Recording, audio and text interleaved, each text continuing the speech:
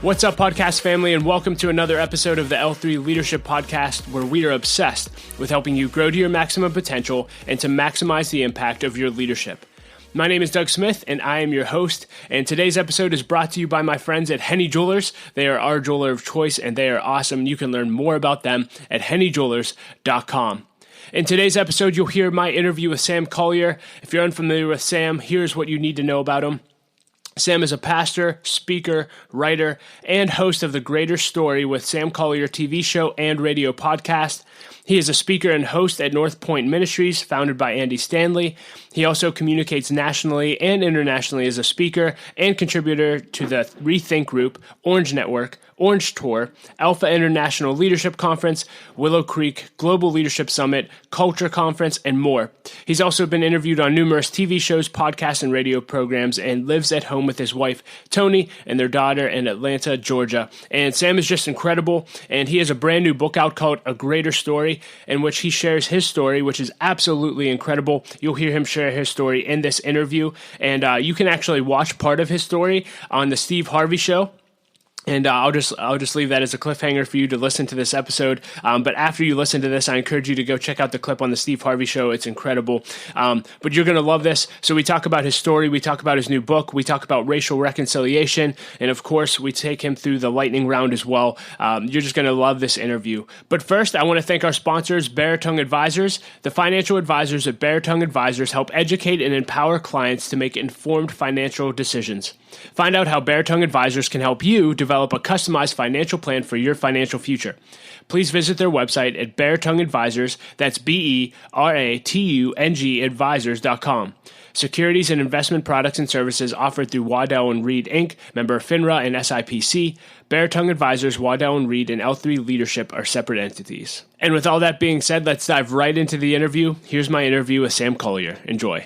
Well, Sam, thank you so much for being willing to do this interview. I've been following you for years, and it's been awesome to watch your journey and your leadership and your influence just really grow and develop. And now you're adding value to thousands and thousands and thousands of people every week. So just so excited to get to spend some time with you and learn from you. But for those who may not know you at all, can you just tell us a little bit about who you are and what you do?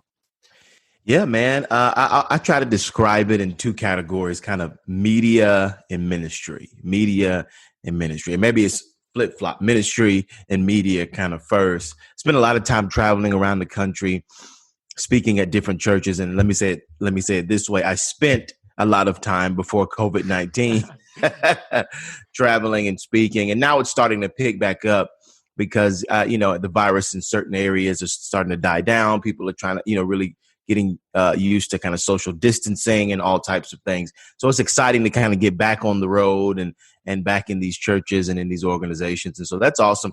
And then on the media side, I've got a podcast similar to yours and television kind of broadcast where we interview some of the largest Christian leaders that is kind of in our world. People like Andy Stanley, Pastor Michael Todd, Lecrae, so on and so forth, just about their stories. And it's kind of the preamble for, I know this book we're going to talk about today, A Greater Story. It's the same name as the podcast.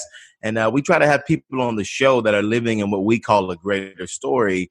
And we try to take them from little Lecrae up to where, he is now. And so that's kind of a little bit about me and I'm excited to be here.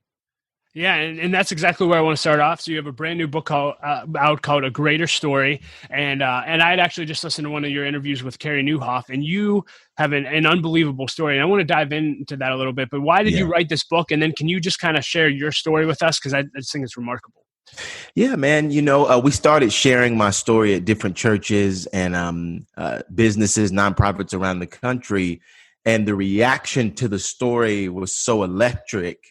And emotional and, some would say spiritual that I said, man, we gotta put this in a book because, when you have a book of this size, 200 pages, you want to ask yourself, do I have enough to write about? Right. I mean, is there, because you're writing and you're writing and you're writing and you're writing and you're hoping that you have enough to put in there. And you want to ask the question, is this something that people actually would want to read? Because I always say every great idea is not a God idea. And so we wanted to spend some time as a team figuring out, is this a God idea? And I think for me, a couple of things make it a God idea, right? But the biggest of them all is, are people being impacted? Is their life being shaped in a greater way with the Spirit of God and with these biblical principles like never before? And we started seeing that on the road, and we said, okay, we got to write this book. A little bit about my story, and this is really kind of the main premise of the book. It's about half story, half teaching, which is really important because I've read biographies before, and unless you're really into the person, you're kind of like, all right, but how does this apply to me? Yes. And so we wanted to spend half the book telling the story, but then the other half of the book really saying, here's how this stuff applies to you. Here's how we write it. So instead of it being a biography, we wanted it to be a lesson about how to discover purpose and how to maximize life and how God can take a mess and turn it into a miracle. And we've leveraged my story to do that. And so here's the story. So age 21, and I'll be at Amplify soon in Pittsburgh. And we're telling that we got a book tour that we're launching next week. Nobody knows about it. Exclusive. That's it. So we're excited about it. Met my biological family for the first time after 25 years on the Steve Harvey Show. And this was a wild situation of how we got there. The beginning of that was age 21. My mother was 21 when she had me and my twin sister. She had 3 kids already. So that's 5 kids age 21. Extreme poverty. Dad left the picture. Actually, Paul's right here. And I'll say about 3 months ago, we lost him from COVID-19 up in the hotbed of New York City. I've never met him before, spoke to him twice in my life on the phone. This was after we kind of reunited with our biological family. But he had diabetes and he left the hospital in New York when COVID was everywhere, went down the street to get drugs, came back to the hospital and passed away from contracting the virus. But I tell you that to go back to age 21 when my mother was 21 and to let you know how long substance abuse was a part of his life. And so he was on drugs and he left the picture. So here my mother is in the hospital having to make a decision. Do I raise them in poverty or do I give them up for adoption in hopes that everything would kind of work out? And so she does give us up. Don't get too sad. We get adopted by a couple who met in Washington, D.C. a year prior. My mother, my adopted mom, who from now on, when I say mother, I'm talking about her. When I say father, I'm talking about the ones that adopted her, that raises my parents, if you will, met in this laundromat on a Sunday afternoon at 3 p.m. And the night before, my mother had been hit in the head with a hammer by her husband at the time. He was extremely abusive. So she got up the next morning going, by any means necessary, I got to get out of this situation. And she had a gun in her purse and was walking around the laundromat because she needed an alibi. She was like, by any means necessary, I'm getting out of this. I'm rolling out. Wow. And meets my dad. And they end up walking out of the laundromat. He was in the middle of his second divorce. He goes through with his divorce. She goes through or figures out how to get a divorce. And then they start dating, give their life to Christ, get married, realize my mother can't have kids. And so they come down to Augusta, Georgia to adopt. Wow. They walk over to our crib. Me and my twin sister, we had just been given up for adoption. And they said, we want them. The lady who's running the adoption home says, you don't want them. Where they come from, they're probably not going to be much. Cocaine, drugs, all the, so on and so forth. Poverty. My parents said, no, we think they're going to be okay. The Lord has spoken to us, giving us a word. We think they're going to be all right. They take us home in spite of what was said about us. And Channel 2 Action News, which is a news station here in Atlanta, Georgia, came out to the house, found out about the story. We got there about 3 days before Christmas, and the headlines were at Christmas miracle, twins have been rescued. Long story short, my sister gets all A's from kindergarten up to 12th grade, becomes an industrial engineer, Spelman, Georgia Tech grad, and I'm here with Doug. Nice. And all, and all the things that that God's been able to do. Fast forward to after that, I really do think even in that moment, realizing God took us from a mess and did a miracle. And if that wasn't enough, around age 24, my adoptive dad kind of is doing the tradition, family tradition, NFL football. That's what we did. Sunday afternoon, that's what it was. And there was one rule: nobody talks during the game. So he breaks the rule and starts talking during the game. And he says, "Hey, you need to go find your biological family." We're like, "What? What are you talking?" He said, "Well, you could grow up one day and marry your cousin. You'd never know it." And I said, "What? You've lost your..." He said, "And God told me that Steve Harvey was going to help you do it." And I said, "Okay, you've lost your mind." I grew up on Auburn Avenue. My dad had a barbershop on Auburn. He would watch TV every day, in between cutting hair. He would watch Steve Harvey Show. He said while he was watching it one day, God told him Steve Harvey was going to help him. And so I got up and left because I thought he's lost his mind. He convinces my sister 2 weeks later to write into the show. And I'm like, "Why did you do that?" Because she didn't really want to. She said, "Well, he kept yelling and, they're not going to write us back." A year goes by. My phone rings. It's my sister. I say, "Hello." She said, "The Steve Harvey Show just called me. They're going to call you." Bye. Hangs up the phone. My phone rings in another 2 minutes. "Hello. Hey, this is Dorothy from the Steve Harvey Show. This is my first week on the job. 100 stories on my desk. Yours was the top story. We think we can help you find your parents. Do you want to do it?" I said, "Well, let me call you back." Call my sister. "Do you want to do it?" She says, "No, but I feel like we have to do it. This doesn't just happen." They bring us up, me, my parents, my sister. They say, "We didn't find anybody. We're so sorry." We go to commercial break. We come back after commercial break. Steve says, "Hey, I know I said this. That's not the case. Your biological mother is here. Eleanor, come on out."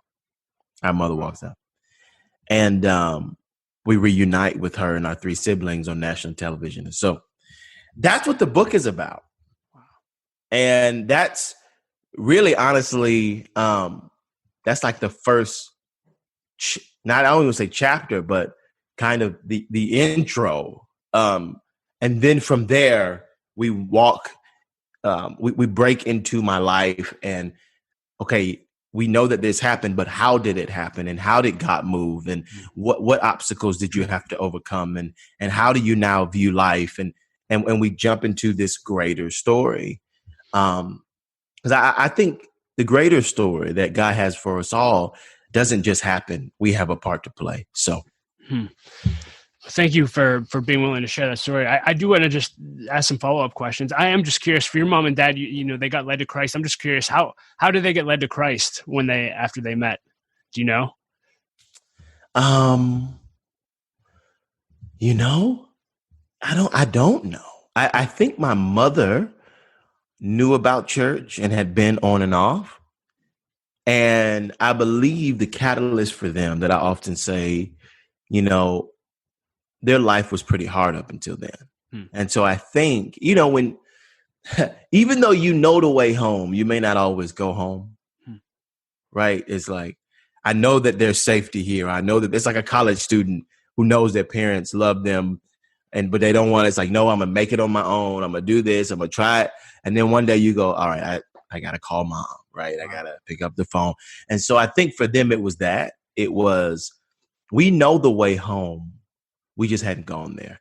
And I think they had done it their way long enough in terms of their words. And so they said, you know what, let's try it God's way.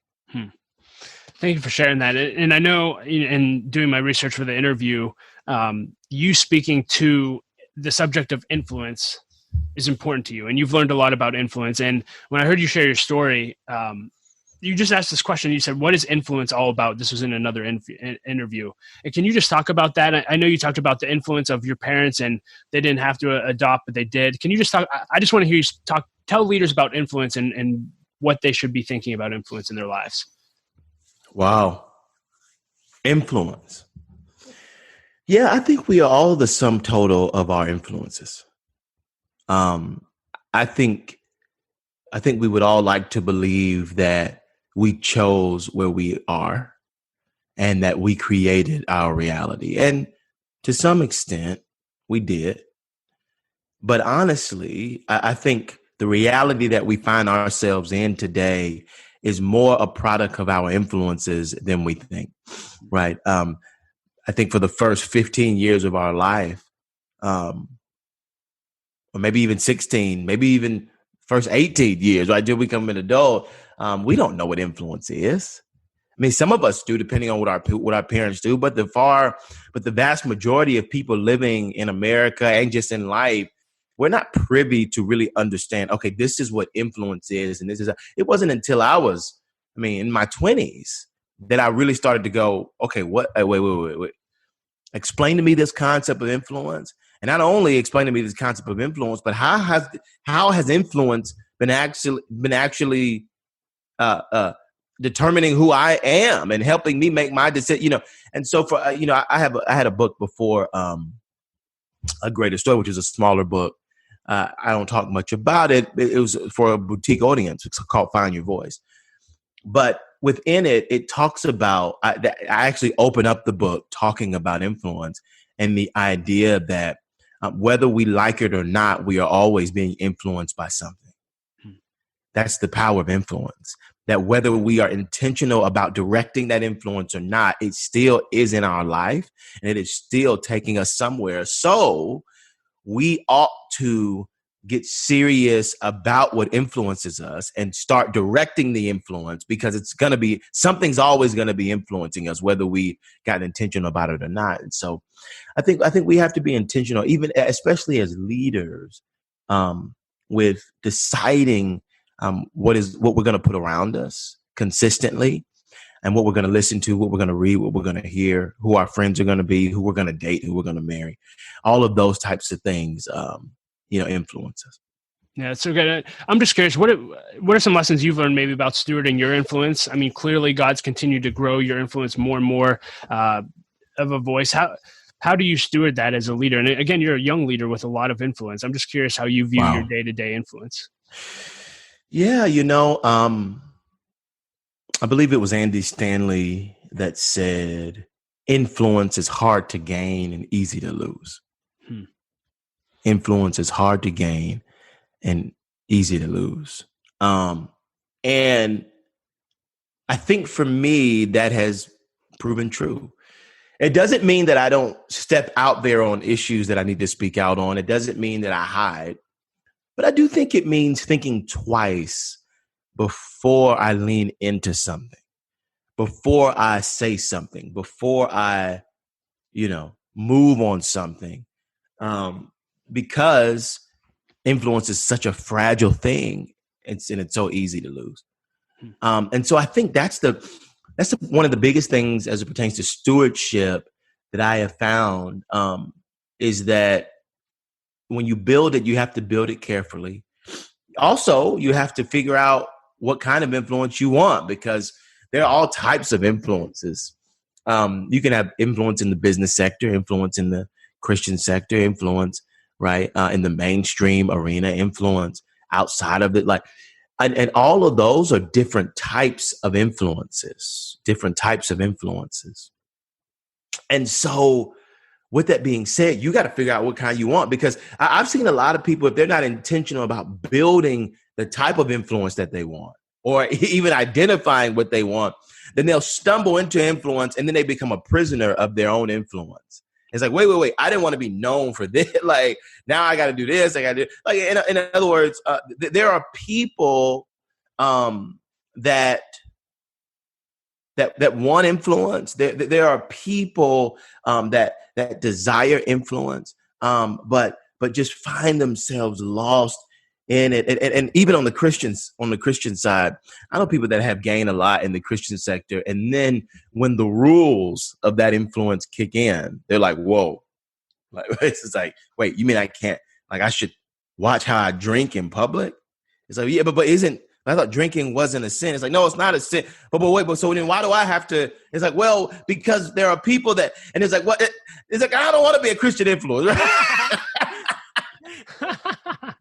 Because every influence comes with rules. Then there are people on the business side that's like, man, I want to share more of my faith, right? I want to be more here. I want to do more of this. I want to do more of this. And they say, well, how come I can't be as open as It's like, well, I know for me, when I speak in the corporate environment, the limitations are different. Yeah. When I'm in the corporate environment, it's okay for me to express what I believe in, but I also have to be inclusive of what other people believe in that are in that mainstream space. Doesn't mean I have to denounce what I believe, but it does mean that I have to be careful about how I communicate things, because this is not a Christian audience or a Christian platform, and they have a responsibility to be, in a sense, kind of amoral, if you will. And so in the corporate space, I have to be really cognizant of, hey, depending on what you believe or where you land, this may mean something different to you. However, love is boom, boom, boom, boom, boom, boom, boom. I'm not quoting necessarily scripture in the business sector, even though that as a Christian, I believe certain things. But what I try to do is I try to find the threads that we all can connect on and agree on. But again, those are limitations. And so I think that's why I go back to, you got to be intentional about figuring out what kind of influence you want to have. And then after you figure out what kind, you want to understand the weight that comes with it. So good. Thank you for sharing that. I do want to transition away from the book. And again, for those of you listening, we'll post links to the book in the show notes. Make sure that you get a copy, buy a copy for your team, share this with anyone that you know that you think it would encourage. It's going to be awesome. And so thanks again for writing it, Sam. I want to take a few minutes and just talk about racial reconciliation. And just say, one, thank you for using your voice and your influence to address the subject. I've watched everything you did at North Point, and I've listened to several interviews, and you've been so helpful to me. And so I just wanted to spend a few minutes and just leave this really broad with the time we have left. But, racial reconciliation is obviously at the forefront of issues going on in our nation. And when it comes to leaders, what would you encourage leaders to do when it comes to racial reconciliation in our world, and how can we make a difference? Wow. Racial reconciliation. We're living in one of the greatest opportunities in our lifetime. At least in the last 40 years to solve racial tensions. And it is because we are starting to pay more attention. It is because we are starting to have the conversations that we've never had. But something that I said on a show a couple of days ago that I think is important is that I think where we've been going wrong in this conversation, even as of late, is I think we're putting the cart before the horse. And let me explain what I mean by that. I think that the only way forward, and Martin Luther King Jr. often talked about this, is conversation. It's the only way forward. We protest and resist for the sake of having dialogue. That's why you protest. And if anyone protests for different reasons, then they're not, I would venture to say, they're not doing it right. The goal of protest is to gain attention so that you can create change. But change only happens through conversation. You got to sit down and go, well, okay, we're going to create change, but what change are we doing? And so I would venture to say, we have a conversation problem in America right now and around our world. We have a conversation problem. And because we have a conversation problem, we have a misunderstanding problem. And because we have a misunderstanding problem, we have an issue actually solving the racial issues that we have because we're not talking. And so so what I tell leaders now, my biggest thing is helping people have better conversations. Helping people have better conversations. Here's a couple of questions I ask, and I won't give them all. I'm creating a resource on it right now to try to get out to the country of, hey, here's a resource for racial reconciliation, to have better conversations and racial reconciliation. One of the questions are, do people feel like they can be 100% themselves around you without being penalized? It's a big question. We're not saying that anyone accept anything. What we're saying is, are you properly postured to have the conversation? Wow. The other thing is, how do you react when somebody says something that you vehemently disagree with, as in politics, race, religion? So again, we're setting the stage, the context for the conversation, because and there's so many other questions I could give you, but if we just start with those two, if you have not worked out those two questions, then when you sit down to have the conversation, you're doomed from the beginning. Wow. That's where we lose each other, because somebody says something we don't agree with, something that we don't understand, something and we just, and we just start freaking out. We start freaking out because we don't know how to respond. And when we do that, people don't feel safe. And next thing you know, we're fighting. We exit the conversation. We stop listening to each other. When we stop listening, we stop understanding. And if we can't understand, we can't actually solve. So then it leads to the protest, and it leads to the direct action. It leads to the violence, and all, because we can't, we can't hear each other. Martin Luther King often said that a riot is the language of the unheard. He wasn't condoning riots. In fact, he said that I don't condone riots. But what he was saying is that when a riot is produced out of the context of the language of the unheard. So we got to start hearing each other. We got to start posturing ourselves to believe that maybe there's something we all can learn. I mean, we got to be ready to have these combos, man. I don't know if that makes sense. No, I think that's absolutely huge.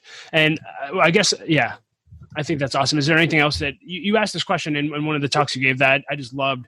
And maybe the answer is just having a conversation and listening. But you said at the end of the day, we all just need to ask ourselves, like, what does love require of me? Can you just expound more on that question? I think that was so profound, simple, but very profound and very hard to execute on. Can you talk about that? What does love require of me? Yeah, again, an Andy Stanley ism, if you will. What does love require of me? I think when I think about that is, it's very similar to the story of the Good Samaritan. And when Jesus is talking to some of the teachers of the age, and they're asking him, how do I inherit eternal life? And Jesus says, you got to do the great commandment, love your God, love your neighbor as yourself.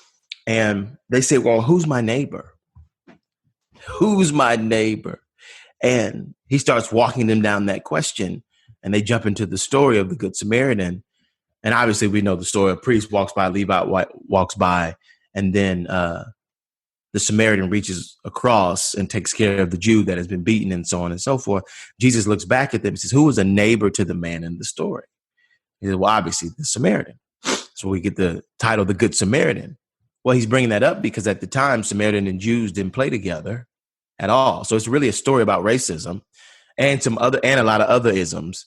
But it is specifically a story for sure about racism. He put down what his culture would say you need to do, what the history has been, the tension has been, and he reached across lines, and he did what love required of him. He became a neighbor to the man.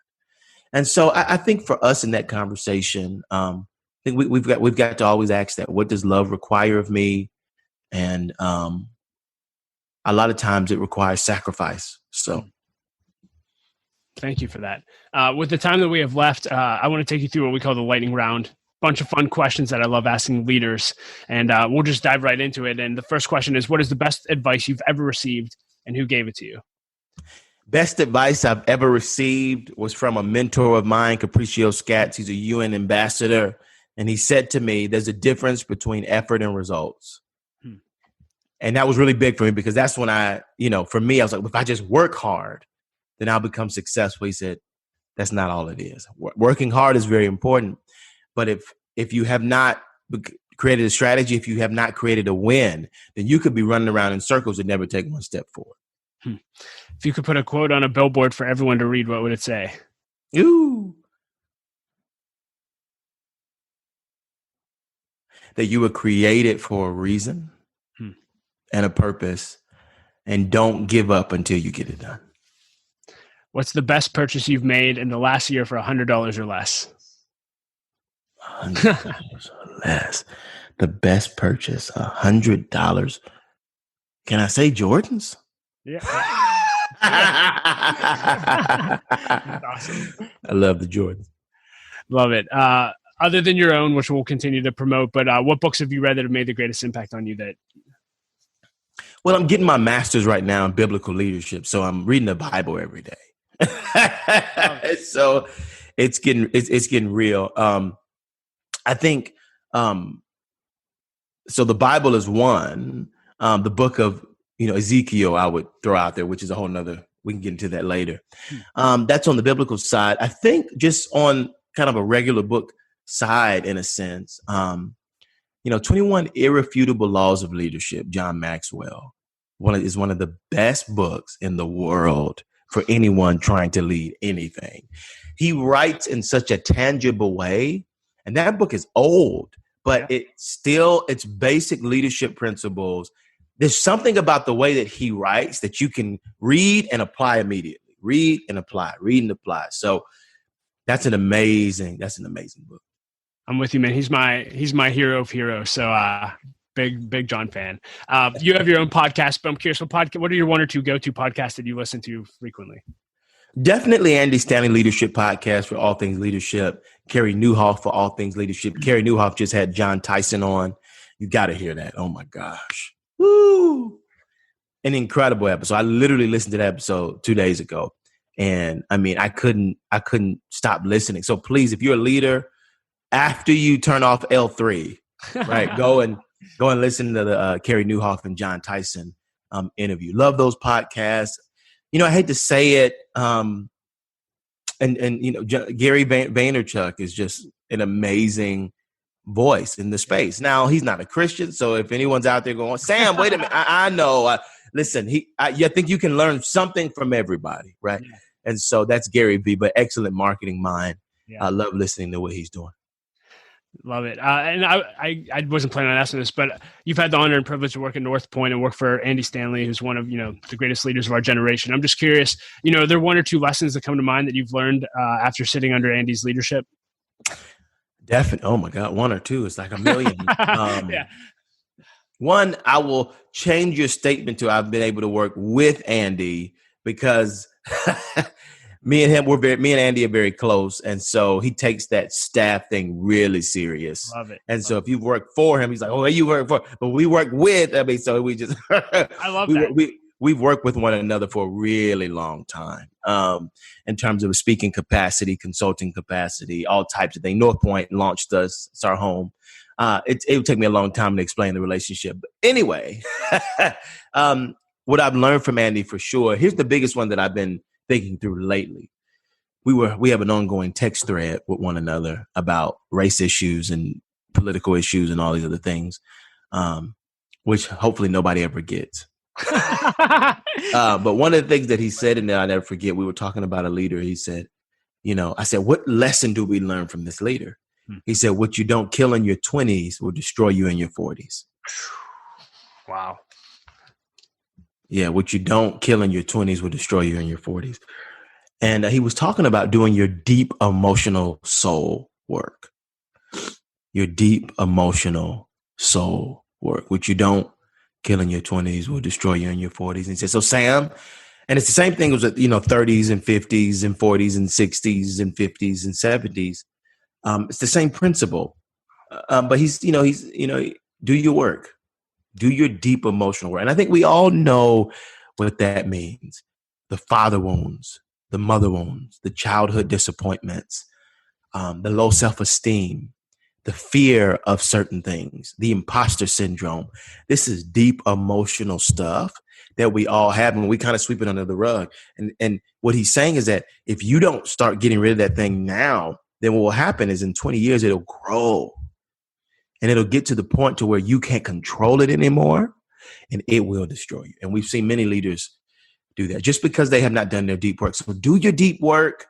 I'm doing my deep work right now as much as I can. You want to kill it before it kills you. So anyway, I could go for 3 days on that. Oh, man. Yeah, I want to have one other interview just on that. That's amazing. Greatest leadership pet peeve? Done by other people or by myself? Well, done by other people. Well, let's do both. I would love What's up? Greatest leadership pet peeve. Ownership. I think when leaders think they own their people, it's a problem.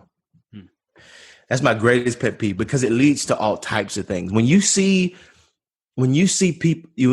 people as things that you own rather than things you steward, people, there's a whole different. You start getting the loyalty and this. Well, you should have did this and you owe this. It's like no, like we're all here for a limited amount of time. And I've been blessed with the opportunity to be able to steward you while you're in my space, and while you're in the space that God has allowed for us to create. I don't own you.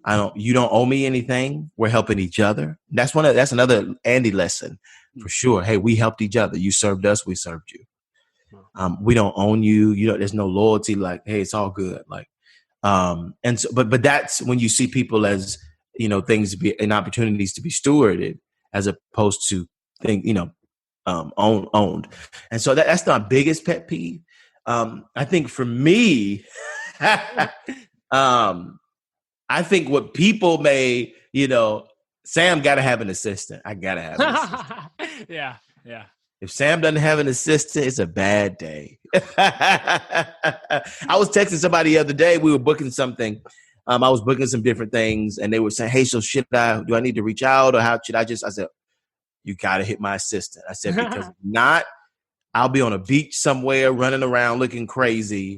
And you're like, where are you? Are you on the Zoom? Are you on the Zoom? And I'm like, the Zoom? What do you mean? What are we doing today? And so that's something that's really important for me. What's one bucket list experience that you've had that you think everyone should experience in their lifetime? One bucket list. Everybody should meet Will Smith. I met Will Smith. Woo! I never knew what a star was until I met him. And I met some famous people.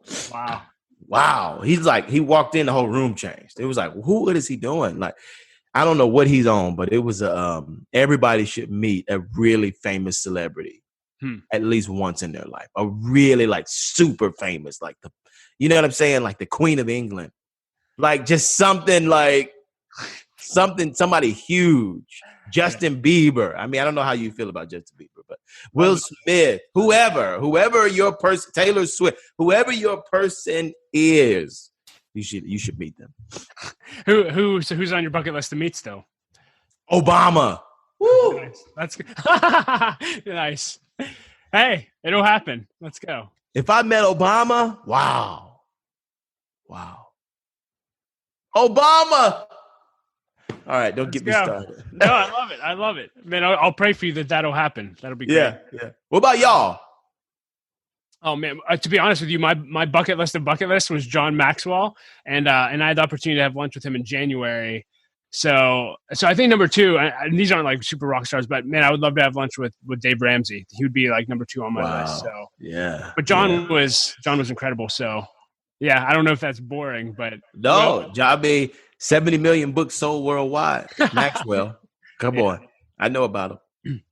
Well, hey, we have to wrap up our time together, so I'll just leave this really open-ended. Anything you want to leave leaders with today? This has been a great conversation. Yes, I'll say when your story connects to God's story, it leads to a greater story. New book out right now.